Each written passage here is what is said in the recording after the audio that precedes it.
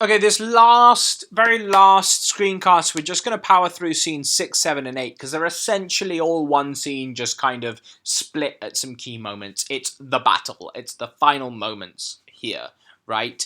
And we've got this huge army going on. They're fighting through the castle. There's just I want to look at some of the language used to describe Malcolm Macduff and things like that. Things like your right noble son and worthy Macduff and stuff like that. How that language of being noble and of being right and of being worthy is being used for people like Macduff and Malcolm, who are set to defeat Macbeth and take over. Once again, do we but find the tyrant's power tonight? So once again, not using Macbeth's name, but just calling him the tyrant. Macbeth is out in the field. He's stuck. They have tied me to a stake. I cannot fly, but bear-like, I must fight the course. And here we see him just cutting his way through the battlefield, being the Macbeth that we met in Act 1, being the ferocious warrior here. And as he says, what's he that was not born of woman? Such a one am I to fear or none. So he's still holding on to this last prophecy here. Young Seward, who is one of the nobleman's sons, but just old enough to fight, appears. And you know what we said about names before, about people being scared to say Macbeth's name? We have this little exchange where he says, what is thy name? Thou'lt be afraid to hear it. No, though thou calls thyself a hotter name than any in hell. My name's Macbeth. The devil himself could not pronounce a title more hateful to mine ear. So only Macbeth has his own name, but young Seward is almost so intimidated by him and his name that he's saying even the devil couldn't say a name more horrible. And as Macbeth says, no, nor more fearful. Macbeth recognizes how scared this boy is of him. And Macbeth obviously kills him, because Macbeth is the much greater warrior. And I think this is an important moment, because it's to remind us how great a warrior Macbeth is, so that it builds up to that fight with Macduff that we know is coming. And it doesn't diminish Macduff's accomplishments when Macduff defeats him. And we get this in the same way that Act 5 was chopping and changing between Dunsinane Castle out in the woods, Dunsinane Castle out in the woods, to kind of build up that dramatic tension. We get the same thing happening in this scene, where it cuts between Macbeth, Macduff, Macbeth, Macduff. So Macbeth shows up, kills young Seward, and then exits. Macduff enters. So Macbeth exits one side, Macduff, and it's just building up the dramatic tension to their fight and to their confrontation. In the same way that Shakespeare was doing that with the two armies, he's now doing it with the two individuals on a smaller scale. So Macduff, that way the noise is, tyrant, show thy face. And we get a little bit of a reminder of Macduff's revenge story here. If thou be slain with no stroke of mine, my wife and children's ghosts will haunt me still. So we were reminded that this ultimately for Macduff is a revenge story, that he needs to kill Macbeth because Macbeth murdered his whole family. And it's also a reminder that it's Macbeth's choices that have brought this upon him. If Macbeth hadn't killed Macduff's whole family, or killed Banquo, or done all the terrible things that he'd done, then these things wouldn't be coming back to bite him, in that sense. There's I believe, I might prove myself wrong in a bit, but I believe that the only person that used Macbeth's name in this whole act is Macduff, and everybody else is kind of too scared to use his name and calls him the tyrant. There's a kind of Lord Voldemort thing going on here. It's as if everyone else is using you-know-who, and Macduff/Harry Potter is the only one capable of using his actual name because he's not scared of him. Which I think is interesting. I think it's an interesting choice that Shakespeare has made here. Anyway, Macduff comes in, shouts a bit. He exits, so we've got this exiting and entering a little bit. And it just really highlights the craziness of the battle as well. Then Seward comes in. This way, my lord, the castle's gently rendered. The tyrant's people on both sides do fight. So, even the people that came out with Macbeth in the army, some of them are defecting, and some of them are fighting on the other side. A lot of Macbeth's army is already defecting and moving away because they hate him, and they don't want to be on his side. And the day almost itself professes yours, and little is to do. So it's an easy win. It is an easy win in this situation.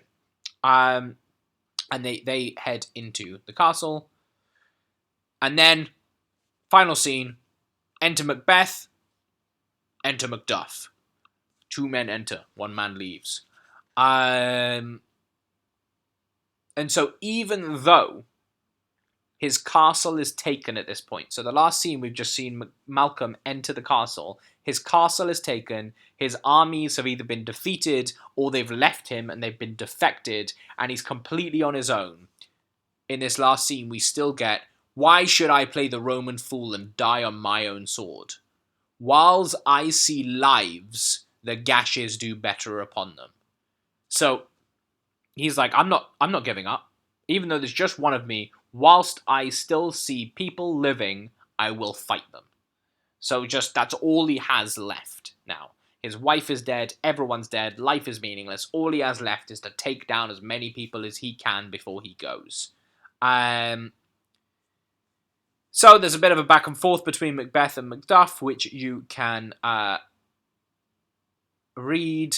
Macbeth leans on the prophecy, and then Macduff says, tell thee, Macduff was from his mother's womb untimely ripped, which means he had a C-section, a cesarean section, which means he was not technically born out of his mother, but he was cut out of his mother. And again, it's these little twists that the witches are using in order to fool Macbeth. And Macbeth recognizes this. He says, and be these juggling fiends no more believed that palter us in a double sense. They keep the word of promise to our ear and break it to our hope. So he's talking about the witches here. These juggling fiends that promise one thing and then break it later on. And that they should not be believed. And he's come to this realization at the end. Even though Banquo told him that right at the beginning of the play. And was like, to win us to our harm, they tell us truths. And it's taken Macbeth this long to really be like, yeah, these witches are not out to help me. They are out to screw everyone and everything. And it's taken Macbeth this long to realize this. Anyway, he says, in his last courageous moment, because it's who Macbeth is, the last thing that he really does is he says, though Birnam wood be come to Dunsinane, and thou opposed, being of no woman born, yet I will try the last. Even though all fate and prophecy are stand against him, he is not going to give up. He is going to fight. And he goes out fighting, because that's who Macbeth is. He is a warrior. And, of course, he is killed. He's dead. Macduff defeats him.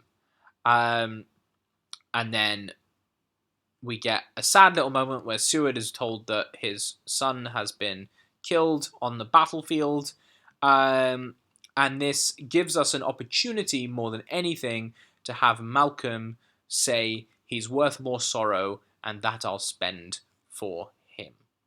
And Malcolm is compassionate in this situation, and there's such a shift from the Macbeth as king that we've seen thus far. We have Macduff entering with Macbeth's head at the end, and